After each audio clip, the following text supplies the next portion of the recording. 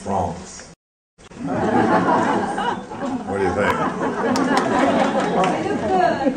Thank you. Thank you. Merci. The continuation of what I was speaking about in Assisi, because this city here is one of the most memorable things that ever happened to me in my life. The procession, which I did last night, we'll do tonight, and we'll do tomorrow night, it's just so powerful. I remember the first time that I was here in Lourdes, and we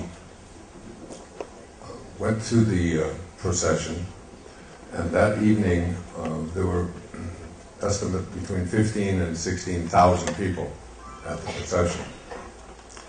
And what was most noticeable about it, for me, was that there was no organization. It just happened. People found a way to light them, and people started helping each other lighting their candles. The people in wheelchairs and the people in stretchers and so on at that time were up at the front, along with the statue of the Virgin. And we walked, last night it was an hour, at that time it was longer, it seemed like it was a couple of hours. And there were people there from all over the world, just like there were people there from Asia and Africa and South America and America, Europe, Mexico, Canada, all over. And no one was pushing, no one was demanding anything, there wasn't one person that looked upset. I would notice that people were all smiling and they were all very peaceful. And it wasn't just because it was a solemn religious experience. It was people who had come to this place that is so popular. It's the second most popular place visited in France after Paris. And a lot of people come to France. So a lot of people come to this little community. And it all started with the vision of a little girl, a little 13 or 14-year-old girl back in February of 1858. One thought, one experience, and look around you at what has happened here. Huge cathedrals and people coming from all over the world, buses, tours. I even wonder about some of it because so much of it has been commercialized. And people are out there trying to sell you holy things and charging a little more than and not giving you the right change. Some of it just seems a little strange to me, but nevertheless, it's just such a magical place to come to. And I remember during the walking how peaceful it all was. Once you go through the procession and hear the Ave Maria, it stays with you. You're going to bed, Ave Maria. You wake up, you're humming that tune, this beautiful song. And it's interesting that this takes place between April and October, every day of those 6 months. Night after night after night after night, 10, 15, 16, 18,000 people doing this procession. Nobody advertises it, nobody tells them where to go, nobody sells tickets, it's just come here and be in this beautiful, peaceful place. And then we left here when I was here the last time, and my wife and I flew to Paris. And we got into Paris, and we checked into the hotel, and turned on the TV, and there were people in the news at this time. There was something going on over in the Middle East, which there's almost always something in the Middle East. And it was a group of about 20 or 25 people who were throwing rocks at the guards and the people just in conflict, back and forth, throwing rocks, and you saw the police with their shields in front of them and knocking off the rocks, and somebody didn't like something that was going on someplace, whether it was what country it is now, I don't even remember. And I remember saying to my wife, isn't it interesting that the world's press is focused on 20 or so people throwing rocks at each other, and we just left a city where 15,000 people have gathered to march in peace. And we put all of our attention on what it is that we don't want, or what it is that we don't like. And this doesn't take 15,000 people showing up to walk in peace and have a candlelight vigil and do a procession, all speaking different languages, listening to Ave Maria being sung in French and in German and in English and Spanish, that would be so newsworthy that would be like every night we'd say, look, here we are, here's what humanity looks like, here we are doing it again. Here are people coming to this place that is such a place of hope, a place of love. And yet we don't. And it's something to keep in mind as you listen to what I have to say to you today. Because we have a tendency to think that that the world is so negative and that there's so many horrible things and that we're all about violence. But in fact, for every act of violence in the world, there's a million acts of kindness. And I'm not suggesting that the newspapers ought to cover every act of kindness. But I remember seeing a study one time about serotonin. And serotonin is the component in the brain, the enzyme in the brain, that actually makes you feel good. So that when you have a high production of serotonin, you feel good. And an antidepressant is really a drug that is designed to stimulate the production of serotonin in the brain, to make you feel better and not feel so depressed and so full of despair. And in this study, it's very hard to measure serotonin, but they found a way through the metabolites in the urine to measure how much serotonin was being produced in the brain and in the intestines, where also serotonin is produced. And they would measure it first when people would be the recipients of an act of kindness.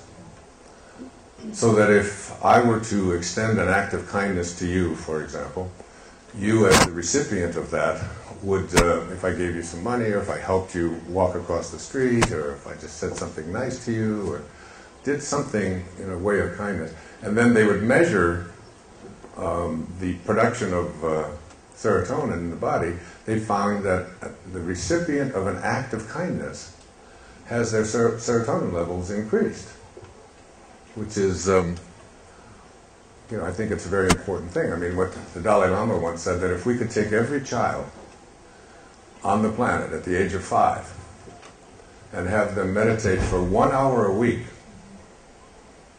on compassion, that in one generation we could end all violence on the planet. In one generation, just 1 hour a week, every 5-year-old in every country, everywhere. Have them do that every week until they're adults. It would be impossible any longer to have any violence. Well, the second part of this experiment was that they would measure the person who is offering an act of kindness. So the person who says, may I help you? Can I serve you? Here's some extra money for you. Here's some food for you. Here, let me help you. Let me lift this for you. It's one of the things I do when I get on airplanes, and I sit down, usually in the front row, and I watch people come in, and any person who's a little short, who can't reach the top, for me, that's an opportunity for my serotonin level to increase. It is, because the people who offer an act of kindness have their serotonin levels increase just as much as the recipient. So that when you are giving assistance or help or love or kindness to someone else, you are actually making yourself, biologically, chemically feel better by increasing your serotonin levels. So any opportunity that you ever have to do that, last night when I went to the procession and saw this beret, and I said, I gotta have that. That's just so cool. And the lady came out and she was just all over, just like somebody that was going to buy something for her. And I said, how much is it? And my children were there with me. And she said, 15 euros. Now, one of my children is very good at getting people to lower their prices, negotiating down. I think I could get that for you for 10, 5 maybe. And the lady came over and I handed her a 20 euro note, and she went to bring me change. I said, no. I said, I think it's worth 20 euros. I love this so much. And I felt good. And she felt great. In fact, I even saw her today out there and wanted to know, would you like to buy some more of this thing? But the interesting part of this experiment that I'm sharing with you here today is that they measured the serotonin levels of people who observed an act of kindness. And when someone watches somebody else extend kindness to someone else, not only does the recipient and the person who offers the kindness, but the person who observes it has their serotonin levels increased as well. Think of the implications of that. That as we get to a place where we watch people do nice things, we feel better just doing it.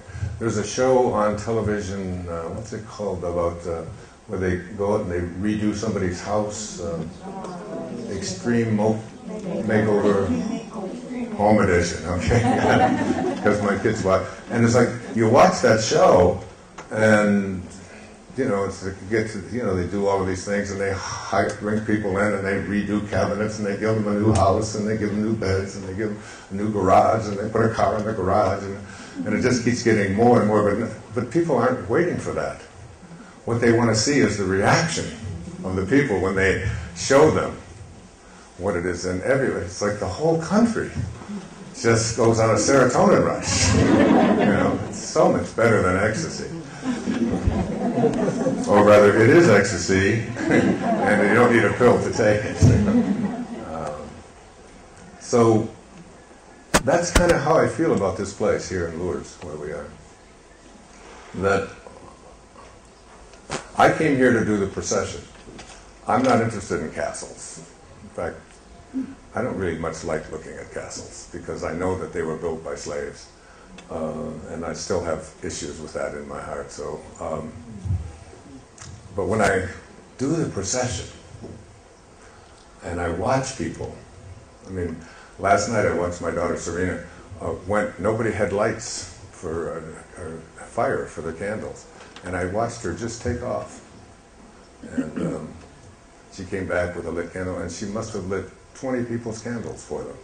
People who didn't even speak the language, and I was just so proud to watch her wanting to serve, wanting to help. It's not much; it's just lighting a candle, but it's such a good feeling, and to watch that take place, throughout the whole procession. So when you do the procession, I'll be doing it tonight, 9 o'clock, and I'll be doing it tomorrow night, 9 o'clock, and the weather is no possibility of a reason to not do it for me. It doesn't make any difference what the weather is like. Because something has happened to me. That St. Francis has really dug himself into my soul. I've been getting up at 5 o'clock every morning since the John of God experience that I spoke about in Assisi. And I told you that I've been infused with a sense of love that is just overwhelming to me. And I always wonder, what is this day going to bring every morning when I get up? And this morning I got up at about 20 to 5, and I did about an hour meditation. And then something in me said to go sit outside. And I just I didn't have a shirt on, I just had like a bathing suit on. And I don't know if you were awake this morning at 6 o'clock, but it was a bit blustery out there for June in France. And it was raining. And I went out and I sat down to do my meditation. I have these 2 crystals that John of God blessed that I hold in my hand, and I just I asked for nothing other than, who am I to serve today? What can I do today? What am I, whatever is going to come, this is what I do, this is how I live now. And I sat there for about 3 minutes, and I looked back into the room where that nice warm bed was. Gary was sleeping, and I thought, gee, I'd really like to be back in that nice warm bed. And then all of a sudden a wind came through, and it really sent a chill through me. And then a gust of rain went across my face. And I said, that's enough of this. And I went back in and got under the covers, and I said, I'll just meditate in here. Comfortable. And I felt so guilty. It's like, I've written books about how not to feel guilty. And here I am feeling guilty. And I've just been reading about Francesco and how he would sleep, in the snow with a stone for a pillow, without any clothes on, and how he would throw ashes into his soup so that it would taste even worse, and how his feet would be bleeding, and how he would just take this vow of poverty and everything he had give away. And I've been reading that and just returning from Assisi and coming here to this place, and I was about 10 or 15 minutes in there. It was just so warm. It was so nice. And I finally just said, the hell with it. And I about a half an hour out there in the cold, and got my message. In fact, wasn't sure what I was going to talk about here today, but got it there this morning. When I just allowed myself to not be so concerned with me and my own comforts, and to maybe just learn a little bit about not being so ego-driven and ego-centered. And as this has begun to happen for me, since I spoke to you about this healing experience that has been in my life for over 2 months now, some really dramatic things changed for me. Physically, what I eat, what I drink, it's all, anything that is poisonous doesn't look right. It isn't that I made some conscious decision to be a health nut. It just doesn't look right. I drank alcohol-free beer for the last 23 years, a couple of them every evening with my meal. And since that experience, I haven't touched one. It just doesn't seem like what I want to put into my body. I don't know why. I don't think there's anything wrong with it. I'm not passing any judgment on it. But it was like an instantaneous shifting away from it. I, every once in a while, would take a little puff of medical marijuana. Medical, of course, because I have leukemia, and I would take a little Bacalolo, right?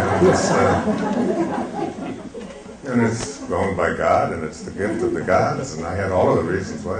And I have no position on that whatsoever, other than I just think we should legalize all drugs and get the crime out of this whole scene. I mean, that's where I'm coming from. And not just me, but the director of the FBI and every police commissioner in the United States and all over the world says that we could really solve so much of our criminal problem in our prison population by just stopping all this judgment and cleaning it up and so on. But at any rate, that's a different issue in a different place.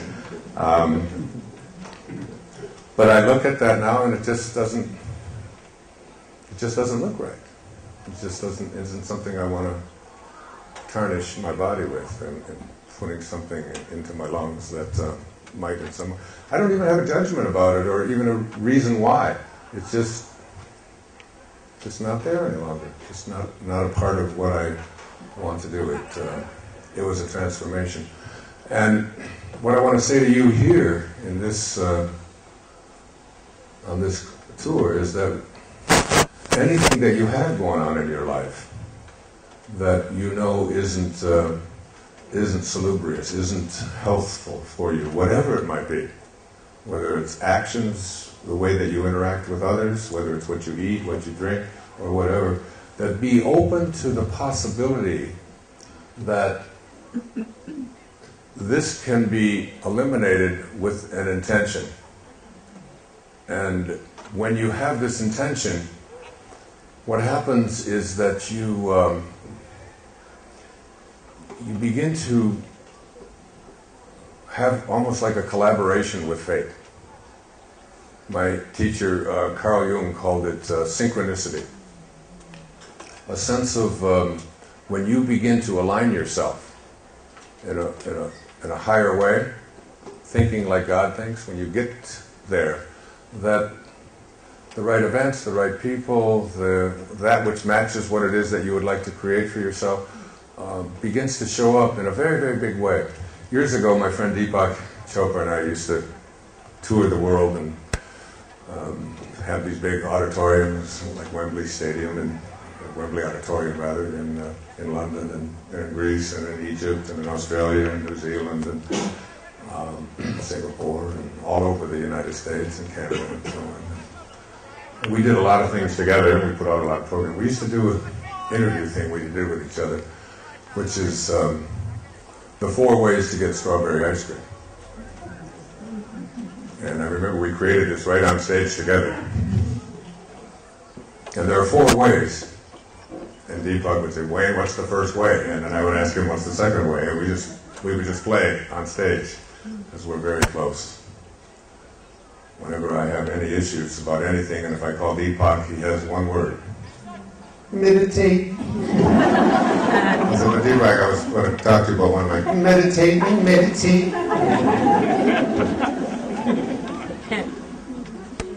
And we'll do that in Dubrovnik, or in wherever we are in Medjugorje. We're going to do a group meditation and teach you one about the Moses Code. So the first way to get strawberry ice cream is to have a thought, because everything starts with a thought.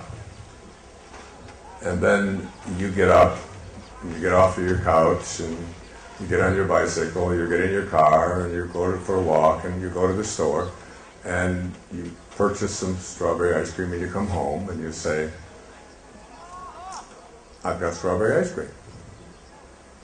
And it doesn't seem like a very powerful spiritual way to get ice cream, but when you think about it, we don't even know what a thought is.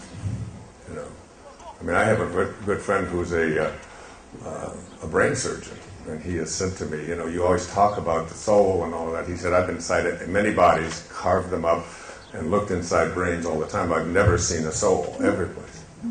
And I remember stumping him one time when I said, well, when you're in there, have you ever seen a thought?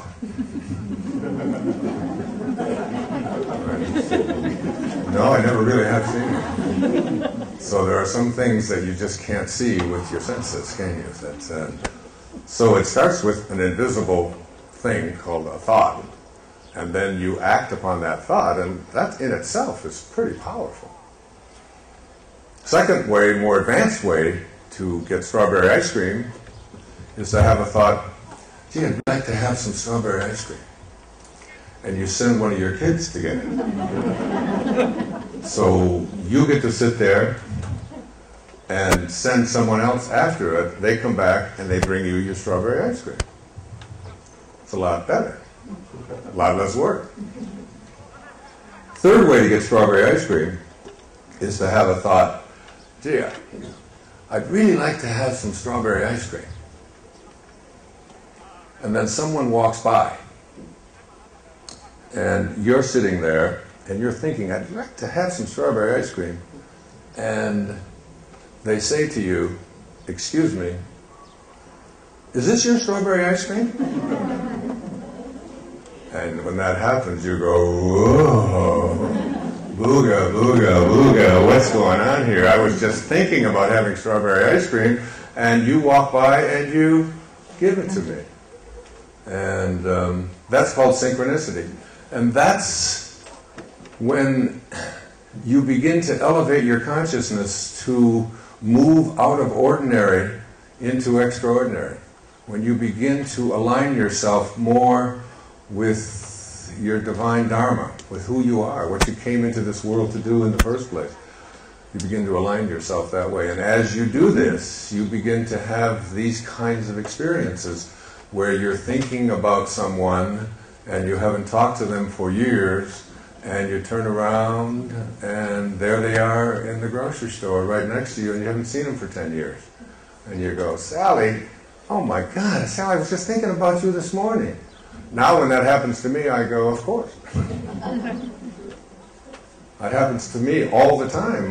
Where I live over on Maui, I walk every day, and people will say to me, oh, I came here and I just absolutely knew for sure that I was going to talk to you. And even this morning I was saying to my wife, you know what, I'm going to run into Wayne Dyer. And then I do, and they look at me like I'm supposed to be surprised. And I say, of course.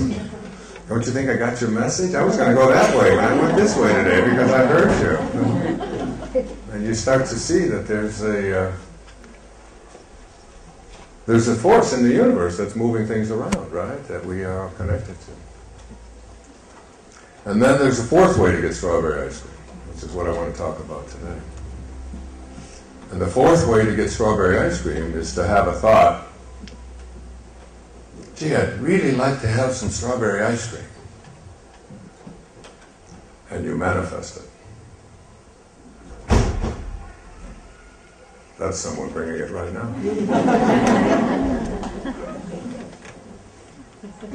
And when I say you manifest it, what I mean is that the gift of fish and loaves, which is what I'm speaking about here, is the gift that Jesus said, even the least among you can do all that I have done, and even greater things.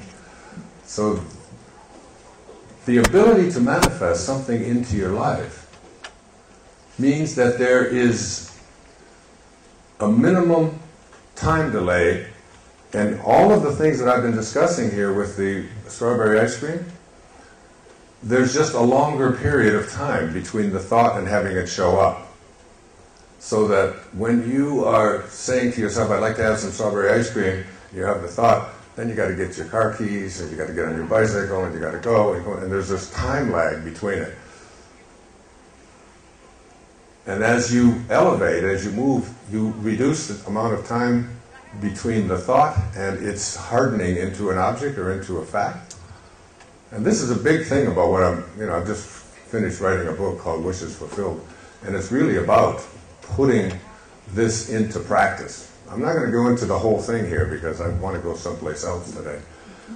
And besides, you'll be able to read it, and it'll be out early next spring. But this thing called Siddhi consciousness, or Christ consciousness, is something that you have within you. The ability to have a thought and then have it show up. And I have seen it now as I get more into prayer or into conscious contact with God, especially early in the morning when there are fewer interruptions, when it's quiet, because Blaise Pascal, the famous French philosopher and thinker and mathematician, said, all of man's troubles stem from his inability to sit quietly in a room alone. And Melville said, God's one and only voice is silence. That when you go to that place, you have the ability to put a thought into your head and have it show up virtually instantaneously. You have that ability to do that. But the first thing that you have to be able to do is to banish all of the doubt. And that's where your limitations really begin to limit you in your life. The idea that that's easy for you to say, and you can do that, and Jesus can do that, and Bernadette can do that, but that's not something that I am capable of doing. When in fact, the same mind that was in Bernadette, the same mind that was in Jesus Christ is in you. Have that mind in you, as St. Paul said. Have the mind in you that was also in Christ Jesus, who being in the form of God, did not consider it robbery to be equal with God. And when you contemplate the same way as you believe God contemplates, you gain the same powers, because you become one with God as God. So what happens as this, especially for me now, I'm 71 years old and just always a student, always finding new things. And I've been lecturing about this for going on 4 decades, all over the world, and written 36 books and produced endless programs and so on, films. And yet, what has happened to me in just the last 2 months has been just so eye-opening and mind-blowing for me, especially as I was preparing to do this tour, because this tour was something that I absolutely knew was going to be one of miracles for all of us, that this group was going to take this experience and spread it across the planet. Just enough of us, just a handful of us, can shift the consciousness of this entire planet. We can do it. We are obliged to. We're called together to do it. That's what we're here for. That's what this trip is really about. It's not about you seeing all of these sacred places. It's about you putting the energy that created the reason why people come to these places into your own heart. As the Sufis say, if you don't have a temple in your heart, you'll never find your heart in a temple. So it's not about the temples. It's about having that in your heart. And I have noticed things happening for me, with me, to me, that have been just astounding. As we left to come on this trip, this wasn't just the trip that we're on here. This, for me, was a much longer trip. I left Maui on the 8th of June and flew to London, lectured in London, and then stayed there for several days, and then flew from there and lectured in Rome, and then began this tour. So it's about 3.5 weeks of being on the road. And when we left, when Carrie and I left, we checked our luggage in at the Maui airport. And the flight I was taking was going from Maui to Honolulu, Honolulu to Newark, and then Newark with a 7-hour layover to London. And that's 11 time zones in one swoop. And that's not new to some of you in here, because you live in faraway places as well.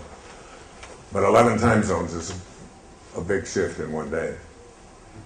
But again, it just depends on how you process it and what you tell yourself about it. If you tell yourself it's going to be a difficult thing, and I'm going to struggle, and I'm not going to be able to stay awake, and I'm going to be all mixed up, and it's going to be terrible, and I'm just afraid that I'm not, if you do that, then you'll attract exactly that energy, because your subconscious mind cannot make a distinction between what it is that you are thinking and what it is that you are experiencing. And if you tell your subconscious mind that things are going to be terrible and it's going to be difficult and it's going to be a struggle, then it will offer you up opportunities that match up to whatever it is that you're placing in your mind. So we check. I go up to the woman there and at the counter, and I said, I'd like to check these bags all the way through to London, but we have a 7-hour layover in Newark. We're going to get a day room to just go watch a film or something and just relax there at the hotel. And she said, I'm sorry, but you cannot check your bags all the way through. You'll have to get them in Newark.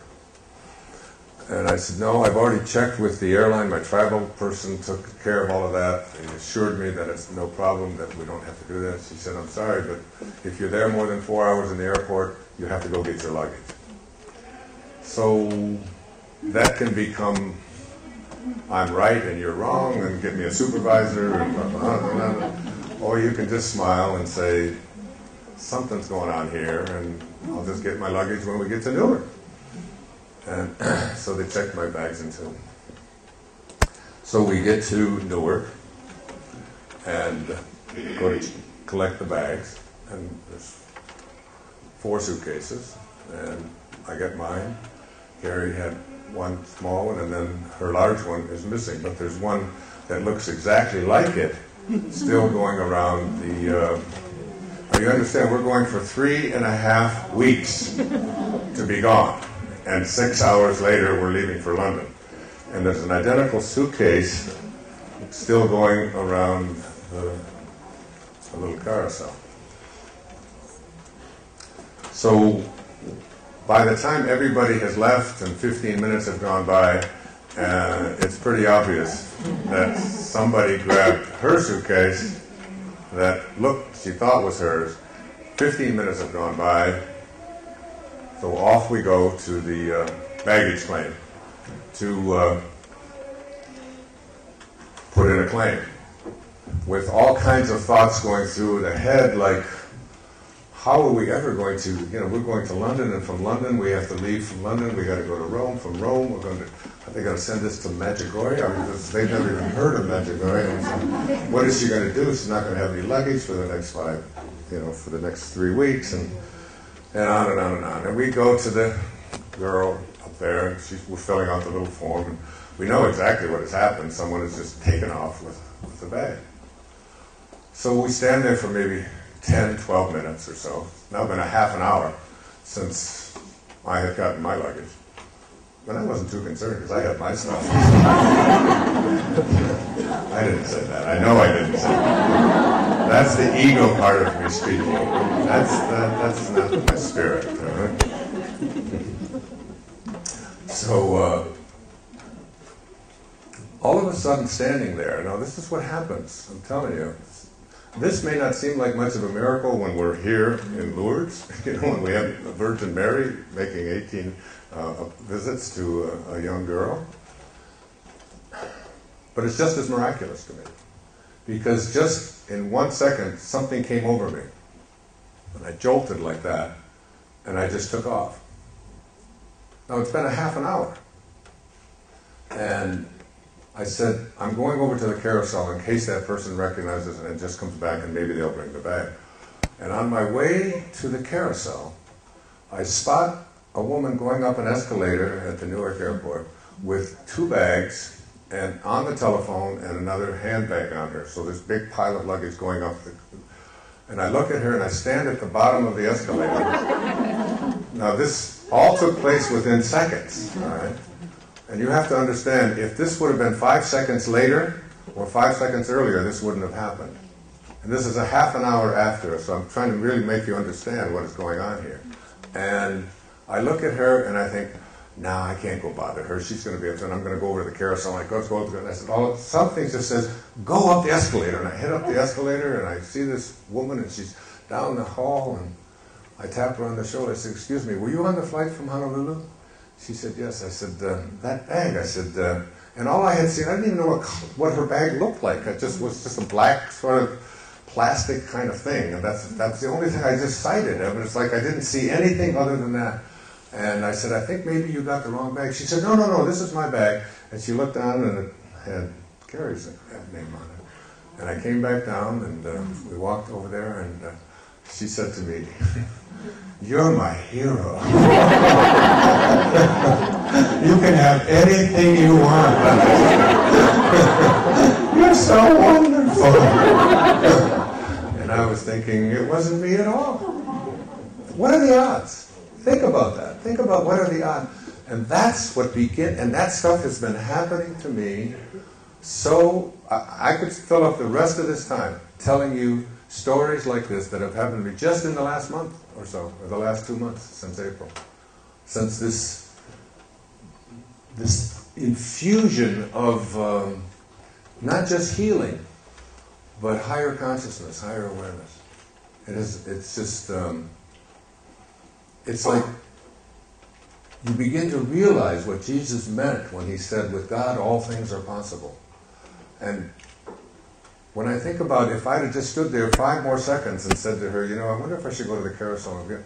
It all had to take place exactly perfectly in that split second. And this woman was now on her way. And while she was still in the airport, a half an hour later, wandering on the telephone, it turns out she was a belly dancer. And it was because we opened her suitcase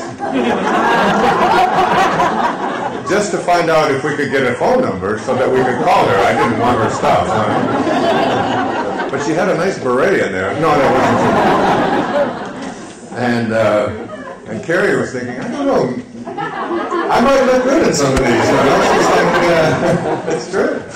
And I went to her and I brought her down, and she was like a fan of mine. I mean, oh my God, I can't believe, oh, this is how I met you, I always wanted to meet you. But you arrange it a little different. And I always carry copies of my film, The Shift, with me to give to people that recognize me and so on. And I handed her that, and who knows, that film might change her life. We don't know where that's going to go. What her story is going to be. I'm sure she's telling this story to a belly dancing class right now, in Istanbul. I don't know where she is. But what happens is that this kind of thing and I just kept saying, even to the baggage lady, I kept saying, we're going on a trip called Experiencing the Miraculous. This is a frigging miracle. I mean, this is miraculous. And she said, no, we find luggage all. I said, no, you don't understand. This is a miracle. This is like. So it's like you start to pay more attention, and you start to realize that when you have the thoughts, like the story I told you the other day about Samir coming to my home. There's a whole series of those kinds of things that have been happening. And as you start to get to this place where you elevate your consciousness, and what we're going to move to now, as you get to this place where this becomes your way of being, where you're about serving, and you're about giving, and you're about not only increasing the serotonin levels, the feel-good enzymes in other people, but in serving them and making it happen for yourself. I mean, just telling this story makes me feel good. Making people realize that what looks like a disaster can, if you listen and you're willing and you banish the doubt. Because that's the thing. I mean, Kate and I were talking this morning about this business about doubt, that when people come in for a session with this craniosacral thing that I've been telling you about, that if they have doubt in their hearts about whether it's possible to move energy around and to experience it. How many have had the experience with Kate in here so far? Have you felt the shift in the energy? Has it been? It has? Yeah. And it's like, but if you go in there, and she was saying, well, this group, she said, I've never been with such a group of people where the instant I put my hand down there, they recognize it because they're open. This is a group of people who flew all the way to Rome to be with us about miracles and miraculous experiences in their life. These are open people. These aren't people who can say, "I want proof. I want a mathematical formula." And and when you have that closed, that whole thing that's at the casa at Abadiânia in Brazil, where John of God is from Saint Ignatius of Loyola. For those who believe, no words are necessary. For those who don't, no words are possible. And it's really about opening yourself up to it. So when I think about my own journey, where it has taken me in my life, and I have seen healing miracles take place. Going back to about 14 years ago or so, my daughter Sage had and she was 6, and she was raised around, parents who were weird. I mean, if kombucha was something that people were talking about, we were growing mushrooms in the refrigerator, and watching them have babies, And if pycnogenol was something that's going to make your brain work better, we got a gross of them coming into the house. We're open. It's like Tilopa once said, the great Sufi teacher, have a mind that's open to everything and attached to nothing. Well, little Sage had these warts, these flat warts growing on her face. And she wrote a story in a book that I wrote called There's a Spiritual Solution to Every Problem. And, but she had an experience, and it was one of those magical kind of things that happened where these things were growing, first of all, on her face, around her mouth, and then they were heading up towards her eye, and then they were going under her nose and around her, and they just seemed to be getting worse and bigger, and we took her, this little girl in the first grade, we took her to a friend of mine, Kenny Mallet, who was a medical doctor, a dermatologist on Maui, and she had a conversation with, well, you know what, rather than me tell you about it, I'll have you, she's here in the room, and maybe she can just share with you what she did, because she's a published author. She was telling us the other night when Serena was giving her some grief, she said, you may have a contract to write a book, but I'm a published author. If you look in, she wrote an essay about this called Overcoming Obstacles, which she wrote as popsicles, but it was, she was only 8 or so years old. And I published it exactly the way she wrote it. And do you have a mic there? Oh, great. This is my daughter, Sid. She's now 21 and gorgeous.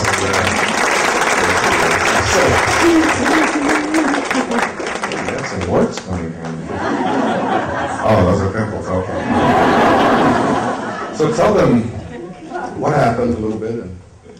Well, I was about 6 years old, and like he said, I had a rash. It started here, and I don't remember what they looked like, but I just remember that it felt really bumpy and pretty gross. So, and it started to spread, and they had taken me to a dermatologist once before, and he said that they could burn them off, or that they might go away on their own. So, obviously, as a child, I didn't want anyone burning my face, so I said, no, I'll wait to see if they go away. I was a pretty stubborn child.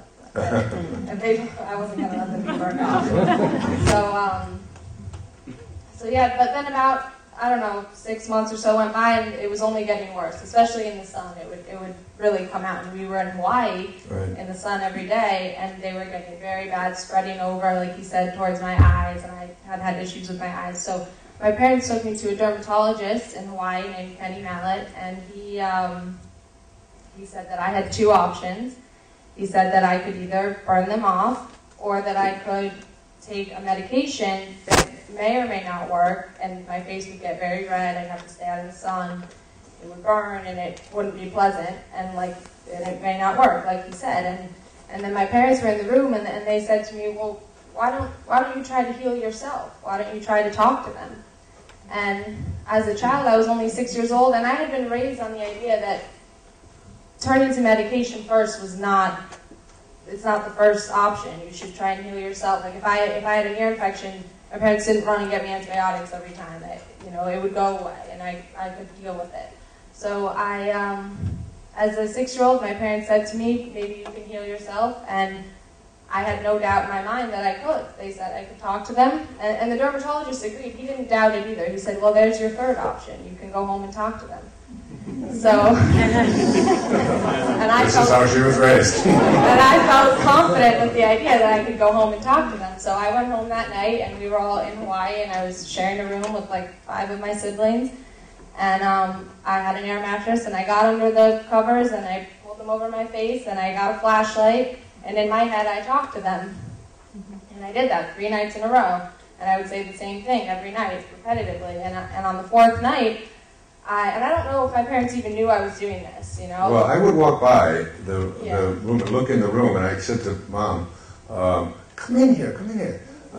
This was, late at night, everybody else was asleep, and I said, well, she's under a blanket with a flashlight. Look at that. And we both looked and said... I talked in my head. And we just walked back in and said, well, she's got a flashlight and she's doing what she's doing under the covers. When I was a kid and had a flashlight under the covers, I was doing something totally different. That's a different story altogether.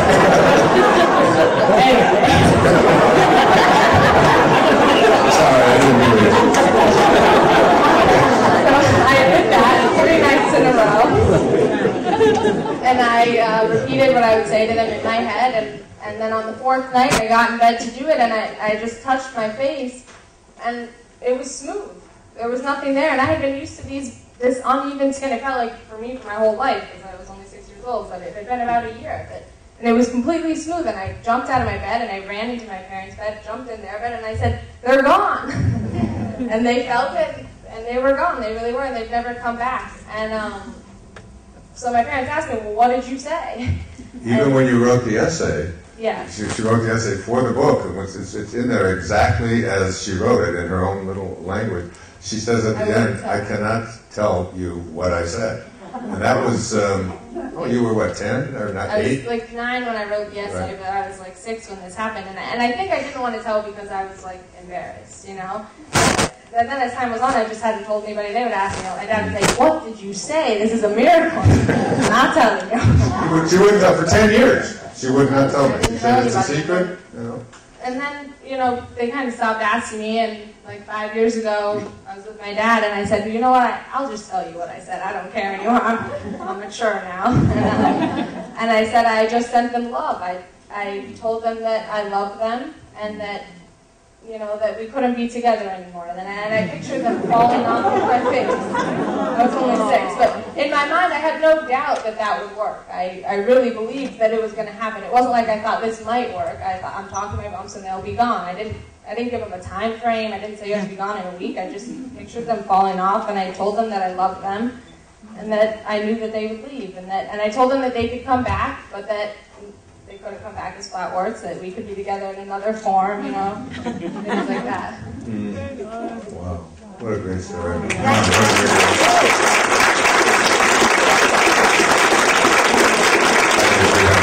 I told Kenny, the dermatologist, because I go there every 3 months to have things burned off and all the things that they do when you get older, and you're blonde and you live in the sun all your life. And I told him that story, and I said, she finally told me what it was that she told her flat warts. And he said, "What was it?" And I said, she said, "I just sent them love and told them that they were welcome to leave, but I just loved them. And I wasn't angry at them at all." And he broke down crying. Literally tears came down his face. He said, "I've never, ever heard such a wonderful story." So that was great. It's very interesting because I think I learned something from you about that as a little 6-year-old, what you decided to do when I found out that I had this diagnosis of leukemia. And people would ask me, "Are you beating it? Are you, it's always, you think you'll defeat it? You think you'll fight it? Are you fighting it?" And I don't use words like fight and defeat and beating and like it's a contest.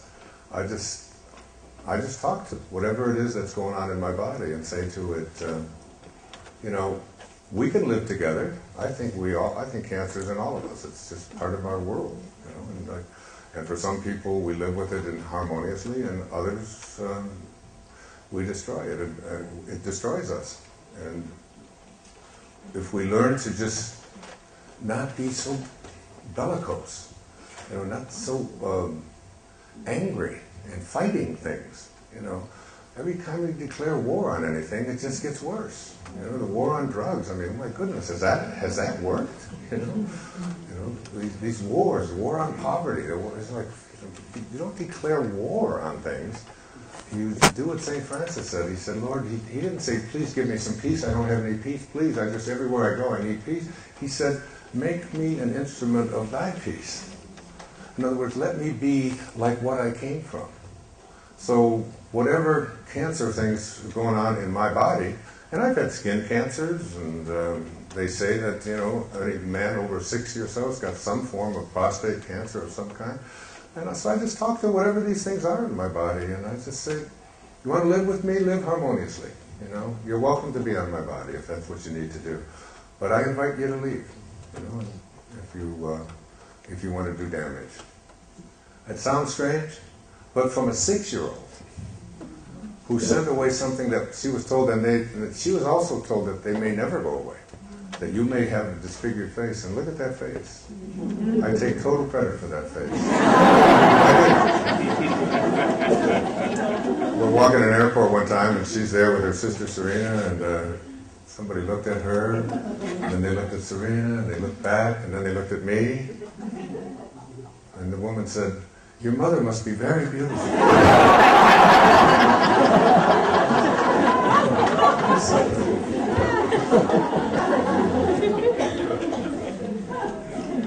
And so when I think about miracles, that's just one, and it's like these everyday miracles, like the suitcase, and then a few years ago I was speaking in New York City, and at the Omega Institute, that had put on a big program up there. And a woman from Africa approaches me, who she didn't even know who I was. She just saw a lot of people hanging out there looking for an autograph. There was a line that wound all the way around the hotel out there because I had just given a lecture and people wanted me to sign books and things. And she just said she just got in the line. And she didn't know what it was, and she came up to me and she said, she spoke in very halting English, and she said, "My name is Immaculate Ilabagiza." It took me a long time to be able to say that name. And she said, I was in Rwanda during the Holocaust in 1994. And the night before, how these things happened, I had seen this movie called Hotel Rwanda. And it was about the Holocaust in Rwanda and the terrible things that went on back there. And, from Easter to the 4th of July, those 91 days. And so I asked her if, I said, "Do you know what happened back there in Rwanda?" Because she told me she was from Rwanda. I said, "Do you know what happened back there?" She said, "Yes, I do." She said, "I hid in a bathroom for 91 days with 6 other women, without any food, hardly at all, and with us being violated. And war had been declared there on each other, the Hutus versus the Tutsis, and the Hutus were out there slaughtering Tutsis. To the tune of, Rwanda is a country the size of the state of Maryland, a tiny little state, and between 800,000 and 1 million people were slaughtered in 90 days with machetes. And bodies were left all strewn virtually in every area, from the capital all through the rural areas. And I said, "I really would like to tell your story."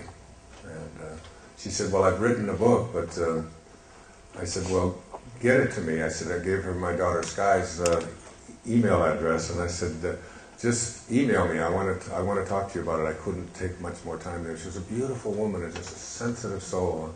Turns out that she was a saint, in my opinion, and is a saint, walking on this planet as someone who survived circumstances that defy logic, that this shouldn't have happened. And she contacted me and sent me this manuscript of things that she had just written out. Now, her first language is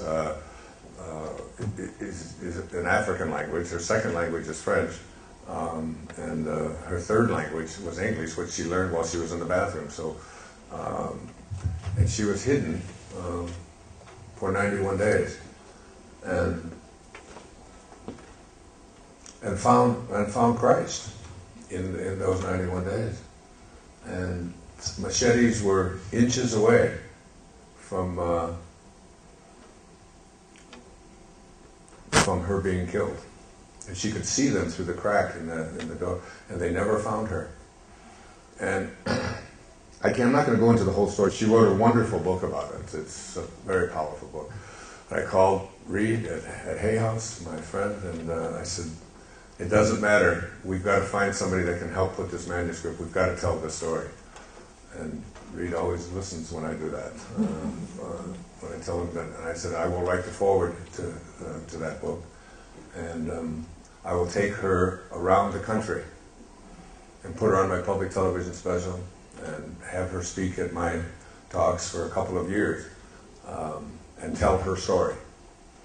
Because her story is so important and so profound, because it's a miraculous story of healing through spirit. When she was finally released, I can't remember the exact details, but she weighed about 135 or 40 pounds. She's about 5'9" or 5'10", and just a stunning woman. She looked like she stepped off of Vogue magazine cover. She's so beautiful.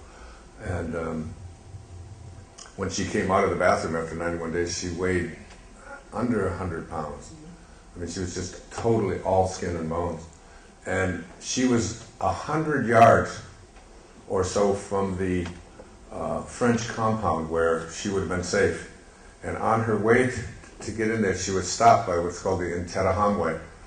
And the Interahamwe were people who were doing the slaughtering. And they left no one. It didn't make any difference if it was a grandmother, if it was a baby. They slaughtered everyone. And there she was, after surviving for 91 days in hiding, facing down this man with a machete. And she talked him out of it with her eyes. She looked him right in the eyes and said, "You put that machete down. You are through killing." And he did. And she walked on down the street, the road there, and went to the French, and was ultimately survived, came to America, worked for the United Nations, and then I became a big factor in her life. Hay House became a big factor in her life. They published her book. It was called Left to Tell. Reed hired a writer to co-author it with her and show her, how to write in English, tell her story. I wrote the foreword, put her on all of my shows, took her around the country, to standing ovations wherever we went. And today, her book Left to Tell, is a huge international bestseller. And she lectures still continuously all over the world. Miracle. Absolute miracle. This woman has something that burns in her soul, that she did survive this Holocaust in order to tell her story, so that we could all become more aware of the miraculous capacity within each and every one of us. But even beyond that, beyond the stories that I've been telling you thus far, is a story of another one of those synchronistic events. A woman in New York, her name is Miraculous. She's an attorney. And she contacted me through the mail and asked if I would be willing to do she's a student of Brian Weiss's, and she had asked if I would be willing to do a past life regression with her, because she felt that there was something that, if I could figure out what it was in my past, could help me with my own healing. And she sent me something that I'm going to share a bit with you here today. She sent me something from a woman named Anita M. Her name, it turns out, is Anita Morjani. And she had a near-death experience about 5 years ago. And she sent it to me. It's 21 pages long and single-spaced. People send me so much stuff in the mail. I mean, I get boxes and boxes of mail every day. But something about this one, I set it aside and decided that I would look at it. And I said to her, she said, "I'd like to come to Maui and do this regression thing with you." And I was nice to her, but I really didn't want to do it. But I didn't say no, I didn't say yes. I just said, "Well, if you're on Maui and you want to contact me, that would be all right." And she said, when will you be there? I said, "Well, in April I'll be there from about the 5th or 6th of April until around the 1st or 2nd week in May. I think I have to go to, so I'll be here." She said, "Okay," and that was it. And one day the phone rang and she said, "Hi, it's Mira, and I'm over in Wailea, and and I'll be here for a week. What day can you do this past life regression? That happened, you know. Like, why didn't I just say no? But now I got to deal with somebody wanting to do time and But what I've learned is that when something is really hard to say no to, there's probably a reason why it's hard to say no to. Because I'm pretty good at saying no. I've had to get good at saying no. Otherwise, I would do nothing but read manuscripts all day, because I get about 1,000 a month sent to me for things, and I obviously can't read them. So she showed up, and I said, well, I'll be here on the 14th of April, and if you want to come over like at 10 o'clock, I said, but I can only give you a half an hour, you know. She said, well, it'll take a little longer to do a half. I said, well, maybe an hour. And she came, my daughter was there, Serena was there, and she knocked on the door precisely at 10 o'clock, didn't ask me directions, I just gave her the address, and she showed up. And it's hard to find things on Maui, but she was right there at 10 o'clock. It was like she was sent, somehow she was sent by some divine force, I don't know. And I spent half a day with her, or longer, and did this past life regression. The entire thing will be in my book, because she recorded it and then transcribed it, and you can't even edit it. I told them at Hay House, you don't have permission to edit. This is how it came out. And I'm not going to go into the past life thing. That's not the whole reason for it. She was the one that sent me this thing that I'm going to share with you in a few moments about Anita. And I did the whole past life thing. She was a very nice person. She left, and she sent me the transcription of it and so on. And I did and I read the 21-page near-death experience of Anita M. that you can find on the internet. And I called, and when I finished reading it, I realized that this woman had come into my life for a much bigger reason. And so I called Reed and I said, look, I want to get this published. This is just too good. She was raised in Singapore. She lives now in Hong Kong, and I'd really like to have this book published. And I will write a foreword to it and an introduction, whatever is necessary, because I just think the message, because it just touched me so profoundly. And I'm going to share a little bit with what was in there. I'm going to read just a little bit of it here for you.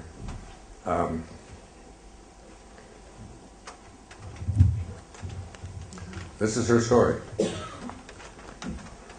She said, I had cancer, Hodgkin's lymphoma. And on this morning, I could not move. My husband rushed me to the hospital where, after doing scans, they diagnosed me with grade 4B lymphoma, the highest grade. The senior oncologist looked at my report and told my husband that it was too late and that my organs were now shutting down. I had only 36 hours to live. However, the oncologist said he would do whatever he could, but prepared my husband that I would most likely not make it, as my organs were no longer functioning. They started me on a chemotherapy drip as well as oxygen, and then they started to take tests, particularly on my organ functions, so that they could determine what drugs to use. Now, I've talked to her since, come to know her. She's going to be in my public television special that we're going to do in October. She's got a book contract with Hay House. I'm going to write the foreword. It's called Dying to Be Me. I was doing my radio show, and I had been talking about this took place a week before the John of God experience that I told you about, the surgery and then the removal of the sutures. And I'm doing my radio show. My radio show has, I think, 8 lines coming in, and there's never an opening on it. It's almost impossible to get in. And Diane, the lady who runs the show, said, oh, we have a call here from Hong Kong. Let's take that call. It was Anita calling my radio show. She had set the alarm to get up at 4:30 in the morning in Hong Kong, which is when the show airs there at 5 o'clock in the morning there. And I spent, if you want to go on hayhouseradio.com and look at the May 2nd, 2011 show, you'll see what we talked about. And it's just so interesting how all of this took place and how all of this transpired. Because now she's going to share with the world a miracle that rivals any miracle that we'll see on this journey or any journey in our lives. She had 24 tumors the size of lemons throughout her entire body. They had metastasized into her legs and into her abdomen, into her back, into her breasts, into her throat, and they had written on her medical records that she would expire that night.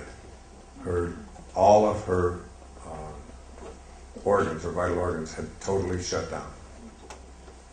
And they had written on the medical report what the prognosis was, which was death.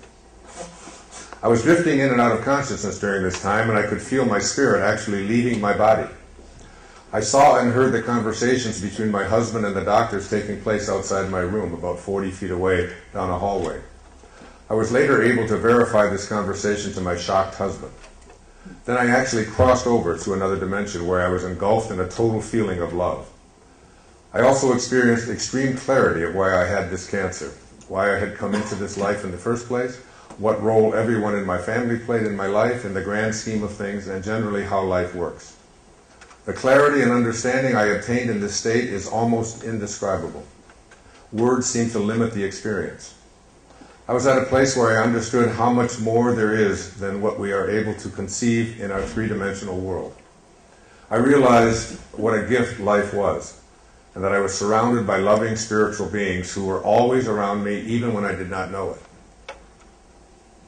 The amount of love I felt was overwhelming, and from this perspective I knew how powerful I am, and I saw the amazing possibilities we as humans are capable of achieving during physical life. I found out that my purpose now would be to live heaven on earth, using this new understanding, and also to share this knowledge with other people. However, I had the choice of whether to come back into life or go towards death. I was made to understand that it was not my time, but I always had the choice if I chose death. If I chose death, I would not be experiencing a lot of the gifts that the rest of my life still held in store. One of the things I wanted to know was that if I chose life, would I have to come back to that sick body? Because my body was very, very sick, and the organs had stopped functioning. I was then made to understand that if I chose life, my body would heal very quickly. I would see a difference in not months or weeks, but days. I was shown how illness starts on an energetic level before they become physical. If I chose to go into life, the cancer would be gone from my energy and my physical body would catch up very quickly. I then understood that when people have medical treatments for illnesses, it rids the illness only from their body, but not from the energy, so the illness will return. I realized if I went back, it would be with a very healthy energy. Then the physical body would catch up to the energetic conditions very quickly and permanently. Okay. So that's the opening of what I want to speak about with Anita.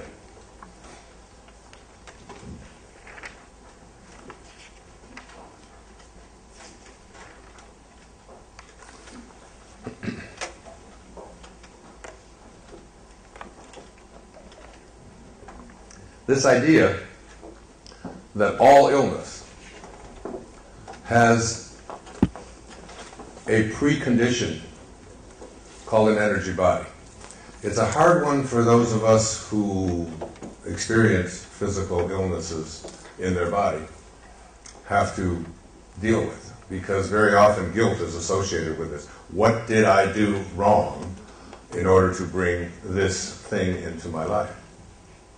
I have come to understand with leukemia that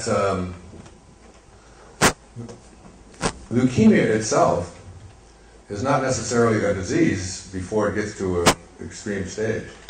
That in fact, it is a body's way of healing. And then it is the body's way of healing, possibly, from deep psychological traumas. Very often, the trauma of feeling as if you have failed in a relationship as a partner.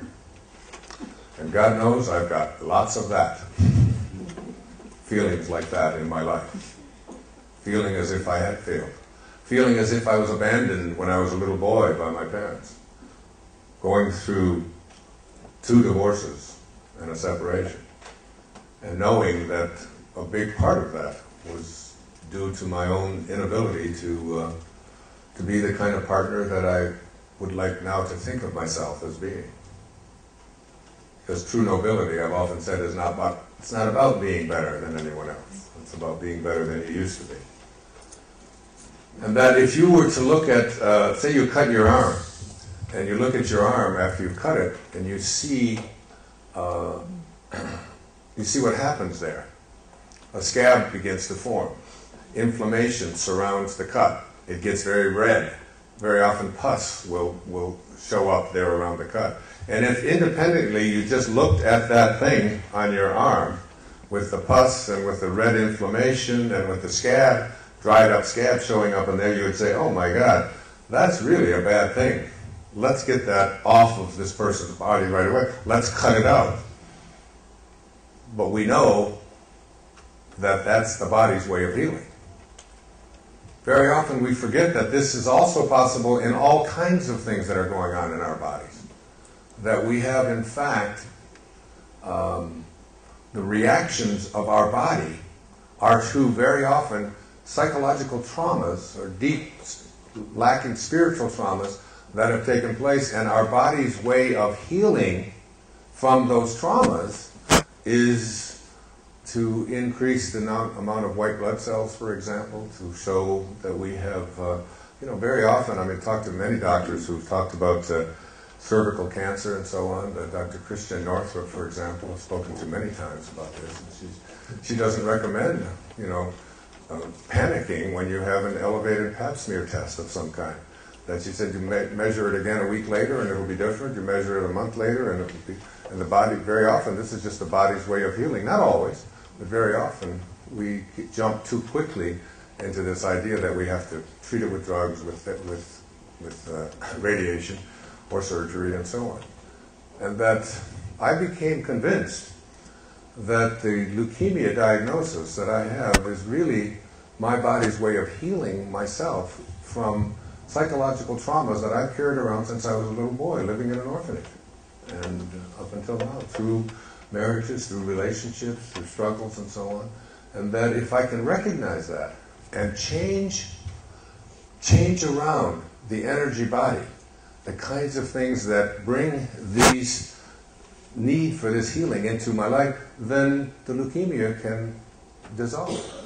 Now, other things have taken place as well. I miraculously met a woman who's in the audience today, Pam McDonald, who's written a book, again, another book that I wrote a foreword to, called The Perfect Gene Diet. And I was told to alter the kinds of food that I eat so that they balance with my genetic blueprint. Because genetically, we all have certain blueprints and we have certain kinds of genes that that carry cholesterol in a certain way. She went through that with me, and I changed my diet and started feeling better, had higher energy, lost weight, did many, healthy kinds of things. Another one of those miraculous things. I could spend an hour talking about how we came into contact. But I began to realize that the energy body that we have is something that we have the capacity to heal, regardless of what stage our disease process may have evolved into. Now, we're here in a city where we are celebrating these amazing miracles. This little girl, Bernadette, at the age of 14, has 18 visitations,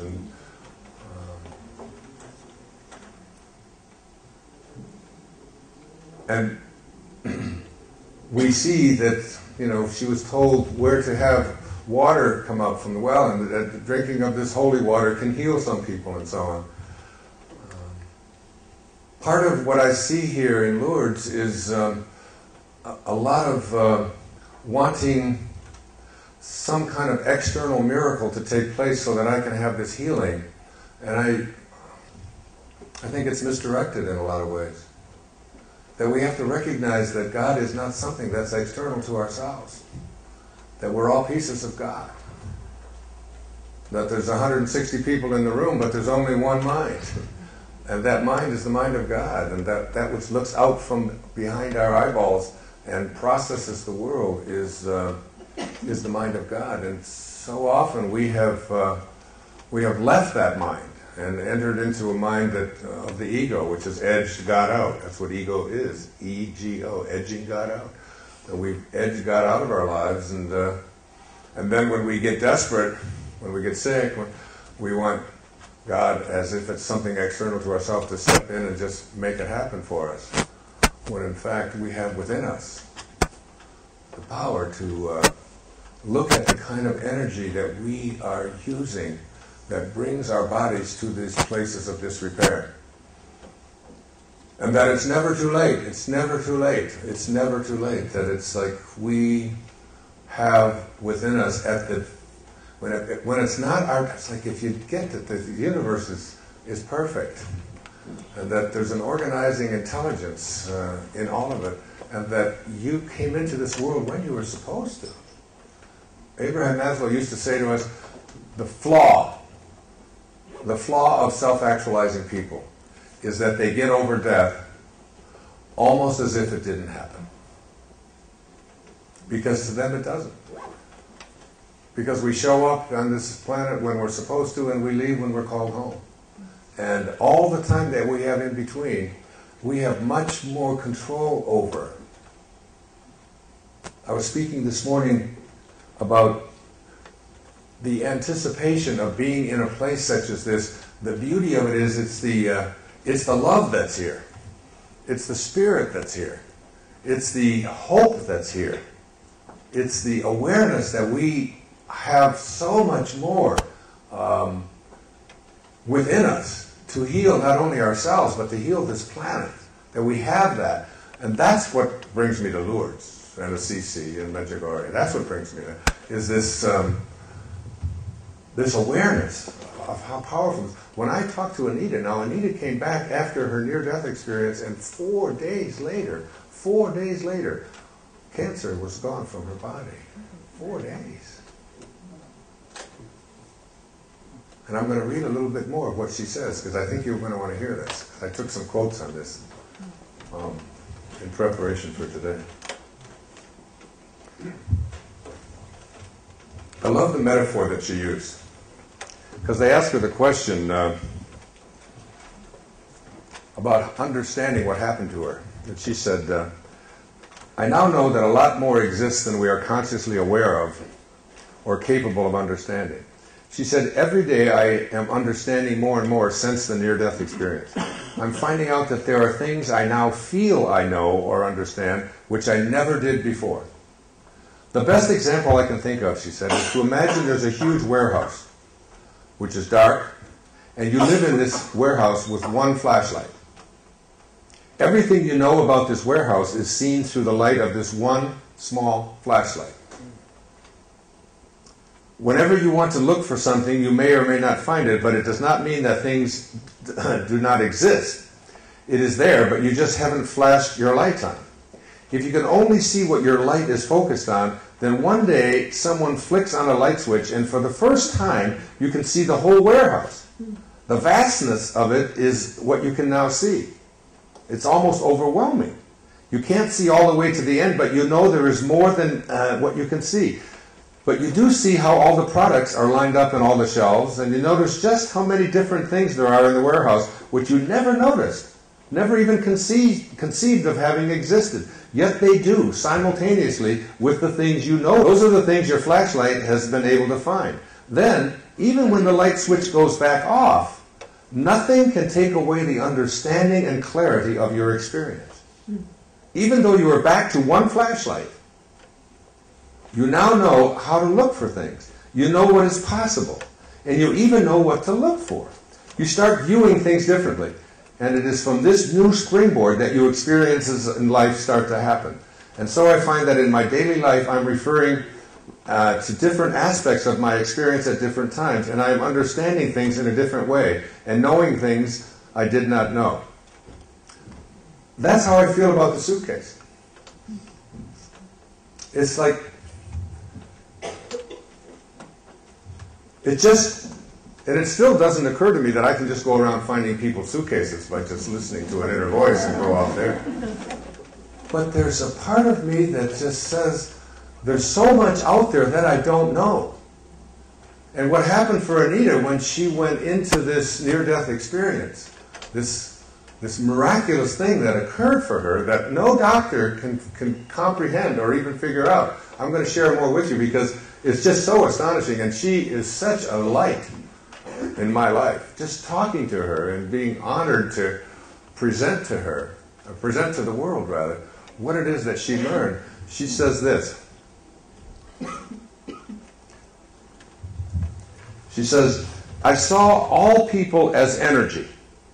And depending where our energy level was, that was the world we created for ourselves. The understanding I gained from this was that if cancer was not in our energy, then it was not in our reality. If feeling good about ourselves was in our energy, then our reality would be positive.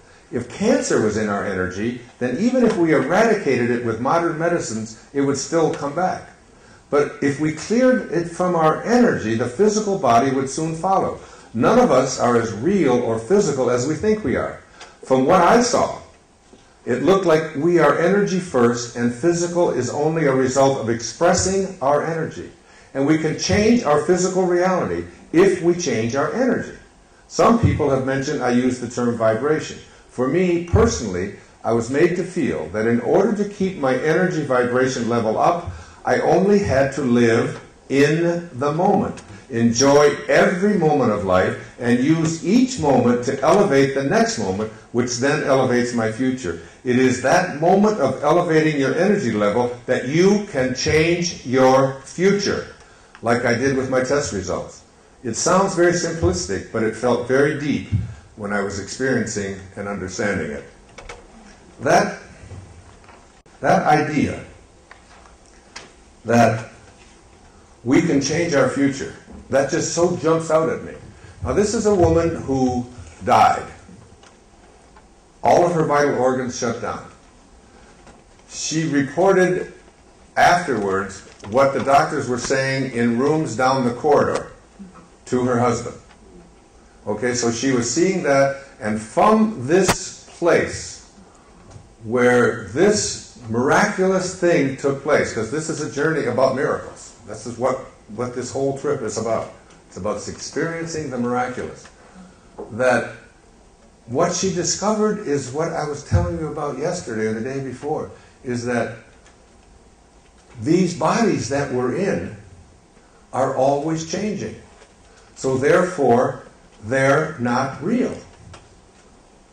The one that you were in when you were 10 isn't real. The one that you were in when you came into this room won't be the same as the one you leave. It's not real. That all of this, as hard as this is for us to accept, is illusion.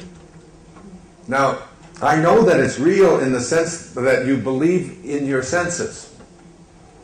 And your senses tell you, look, I can see it, I can touch it, I can smell it, it's real.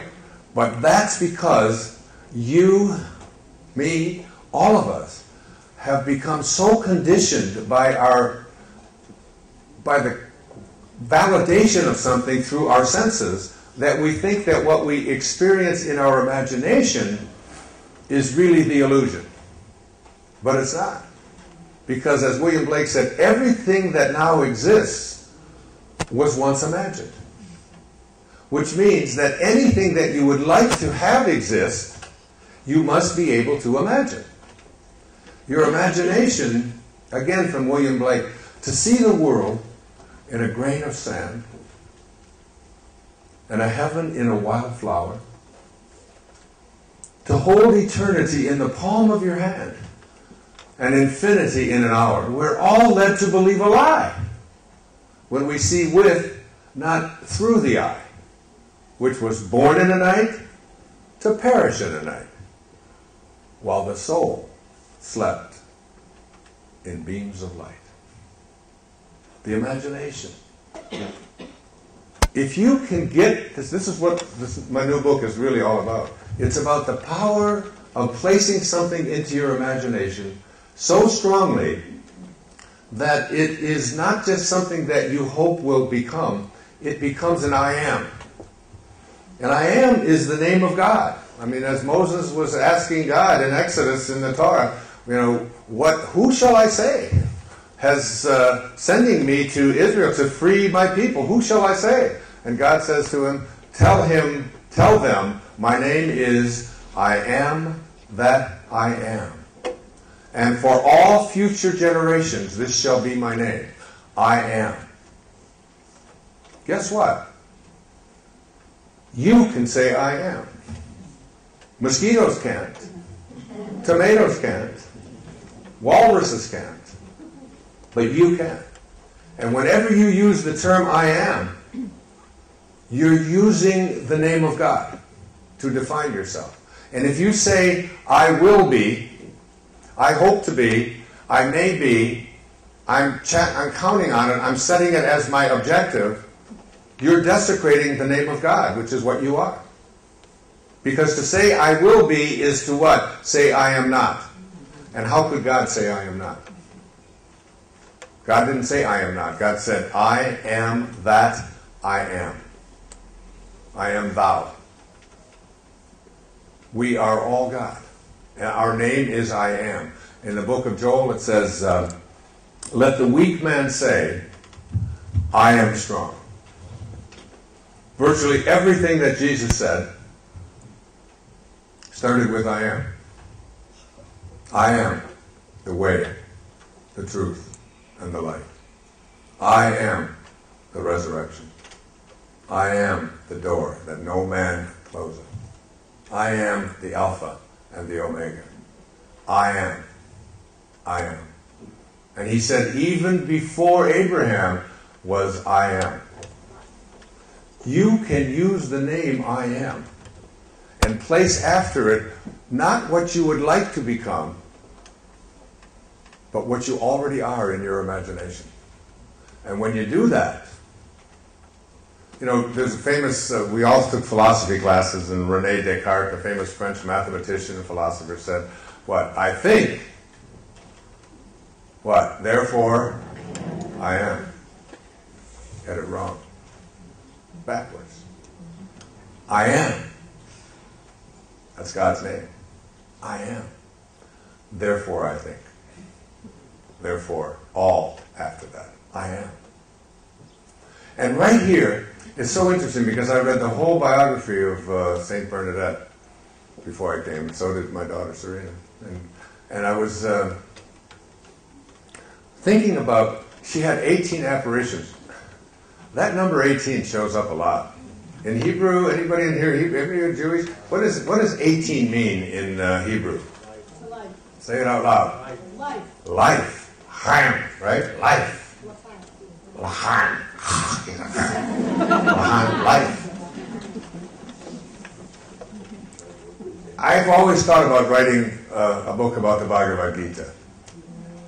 There's 18 verses in the Bhagavad Gita, taking those 18 verses and writing sort of like a contemporary way of looking at that from my point of view. 18 verses, 1, 8. 1, infinite source. 8 is infinity. 1 infinite source. But before I did that, or do that, or think about that, I decided to do the Tao Te Ching. And when I went to get the Tao Te Ching and look at it, in every edition of the Tao Te Ching, how many verses are there? 81. 81, exactly. The Tao Te Ching and the Bhagavad Gita created about the same time, 5,000 or so BC. Both of them, one infinite source ones. And there are 18 holes on a golf course. I mean, come on. But the number shows up over and over and over again. And here we come here to this beautiful place in Lourdes in France. And how many apparitions did she have? Exactly. 18. And on the 9th apparition, the 9th visit, she was told, because nobody believed little Bernadette, she was only 4'7". This little being who was placed in the ground in 1879, I believe, and left there for 30 years until 1909. They exhumed her body from a wooden box, and it was incorrupt, exactly as it was when it was placed into the ground. 30 years in a box. They put her body back into the ground and exhumed it 10 years later in 1919. It's now 40 years. Her body is incorrupt. They put it back into the ground, and 6 years later they exhumed it because she was being considered for sainthood, which she achieved in 1933, I believe. And now you can visit her body with no preservatives of any kind, an incorrupt body. How do we explain this? You know, this little being who, and when they asked, what is her name? What is her name? Ask her her name, because she just kept saying, oh, just see this blessed being, and she talks to me. What is she? Ask her her name. Ask her her name. And what does she say her name is? I am the Immaculate Conception. That's the only name that she gave. And at the time, as I was reading her story, all of the priests said, well, it's not possible, because the Immaculate Conception is an event. And grammatically, I am, you can't be an event. And then they were reminded that Jesus said, I am the resurrection. The resurrection is an event. When you say I am, you're saying God is the Immaculate Conception. God is the resurrection. God. And when you say I am, and you say I am tired, I am poor, let me read to you just a few little words from the I Am discourses, which I have studied, practiced. I have my kids reading.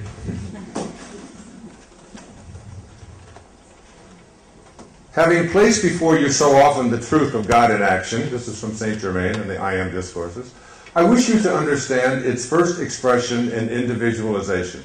The first expression of every individual, everywhere in the universe, either in spoken word, silent thought, or feeling is I am, recognizing its own conquering divinity. The student, you and I, endeavoring to understand and apply these mighty yet simple laws, must stand guard more strictly over his thoughts and expression, in word or otherwise. For every time you say, I am not, I cannot, I have not, you are, whether knowingly or unknowingly, throttling that great presence within you. The great presence within you is the I am presence, the presence of God.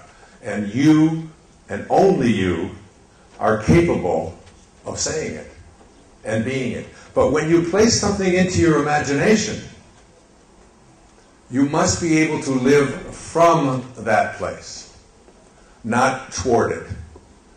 Trusting not in what your senses tell you, because they report to you on an illusion, on that which is changing, but trusting in your imagination, the soul, which is not, it is birthless, it is deathless, and it is changeless.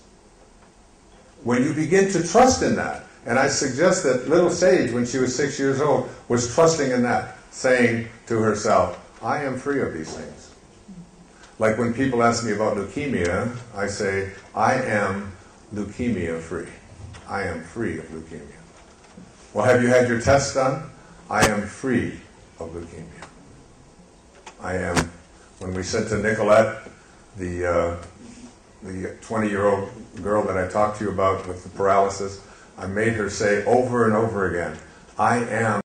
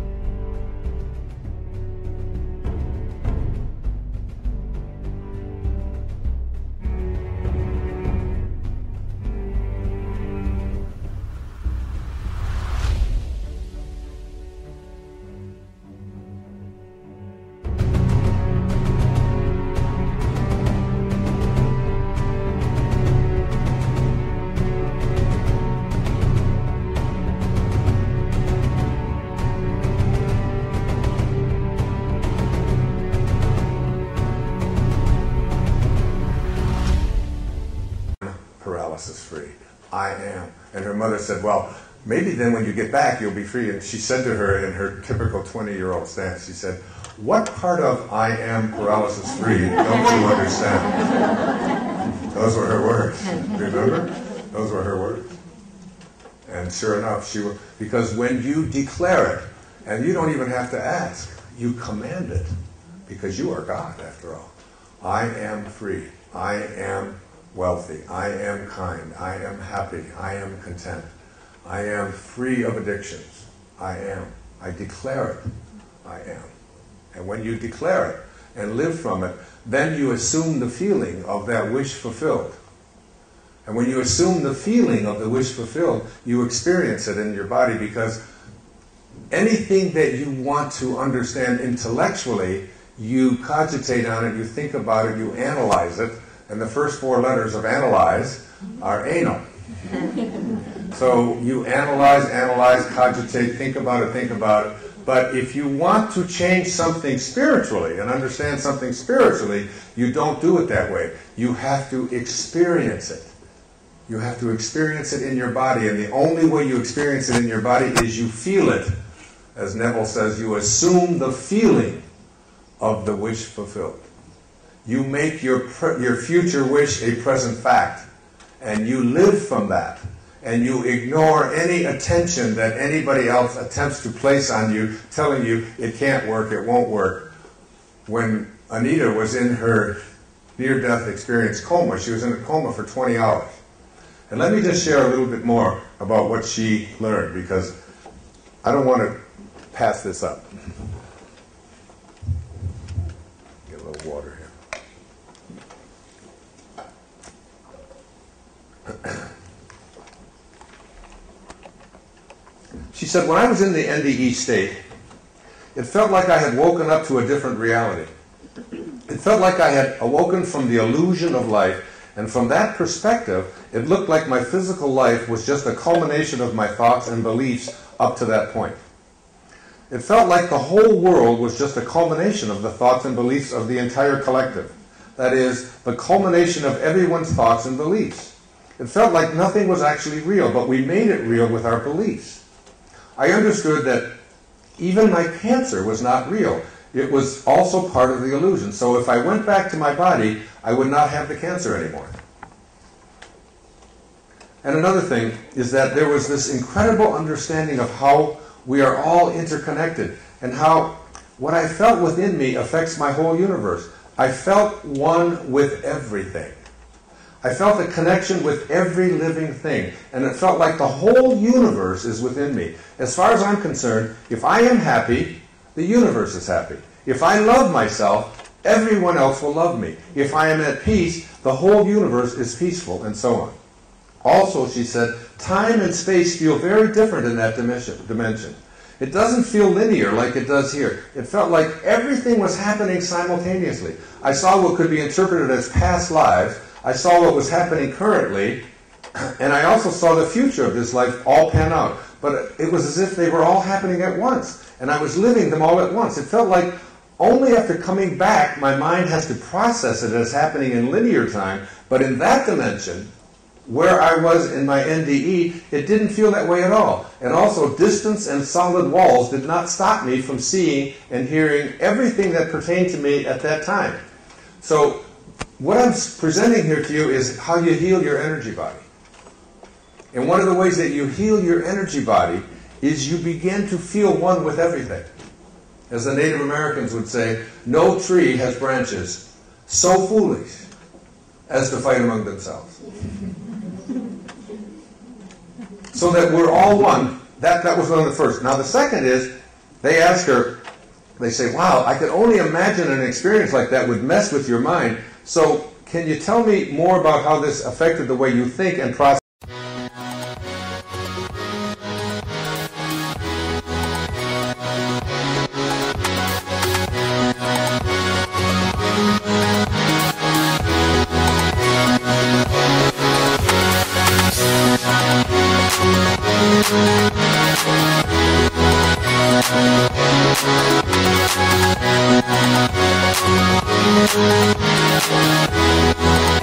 We'll be right back.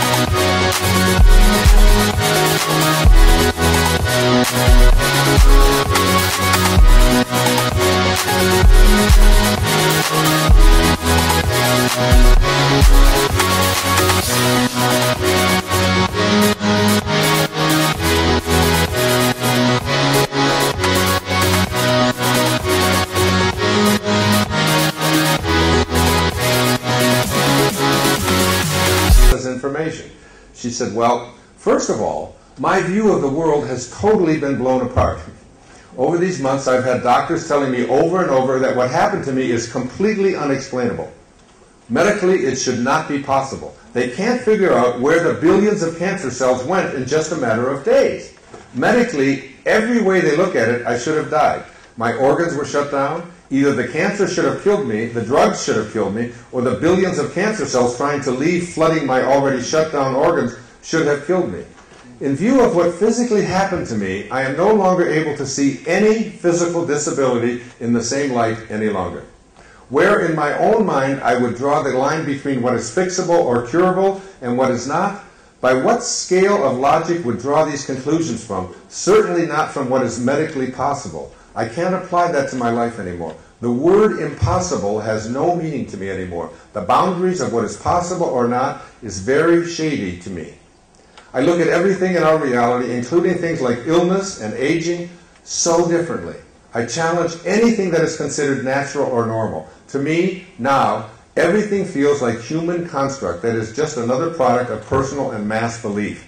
Having had the experience I have, it feels like nothing is real, but every single possibility exists. So then she went on to talk about how we heal our energy body by this enormous feeling of being loved. She said that when I came back, what I realized was that all I had to do was treasure my magnificence. Those were her words. I love those words. Treasure my magnificence. I mean, those of you who've heard Louise Hay speak over the years, you know, she always talks about look in the mirror and just say, I love you. Now, it sounds so simple, and sometimes people think, and Louise often says that, I'm a simple woman, just a simple woman with a simple message. And the simple message is, just love yourself. But listen to what she says about this.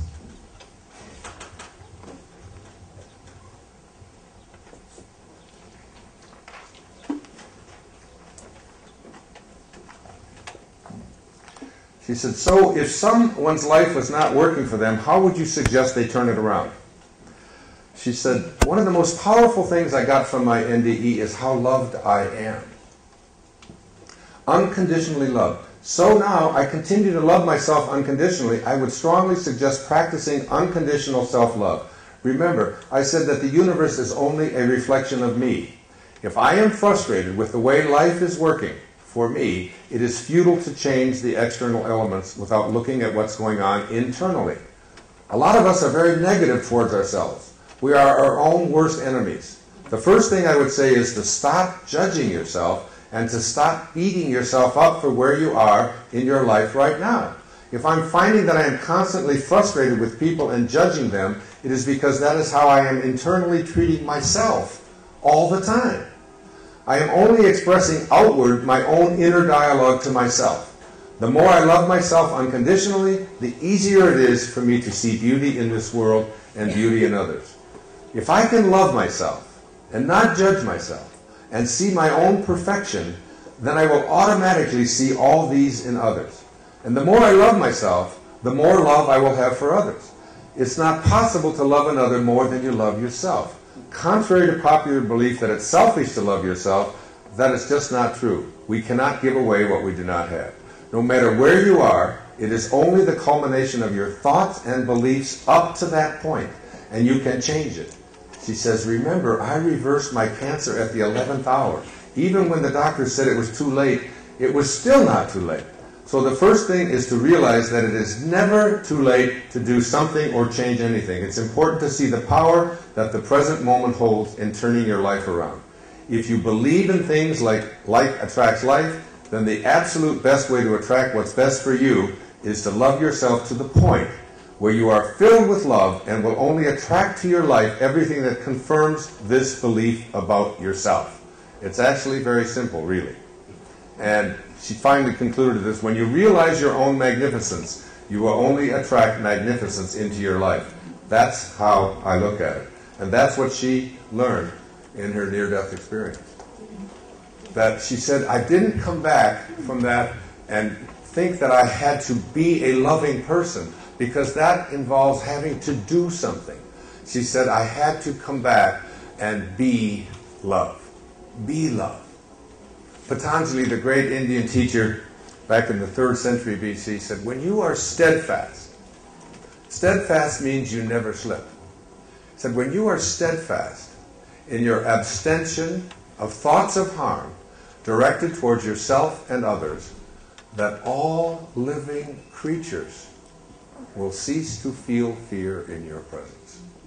That's what St. Francis was. That's why he could talk to the birds and to the wolves.